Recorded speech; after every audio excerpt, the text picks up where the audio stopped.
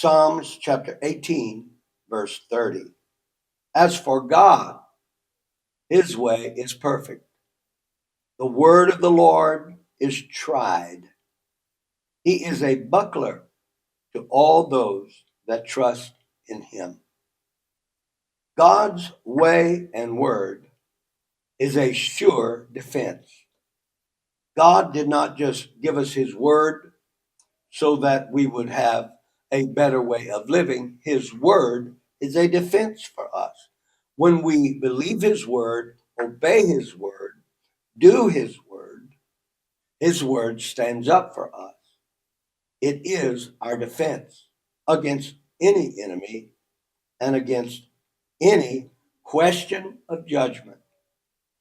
God's sure word is a sure defense to every believer.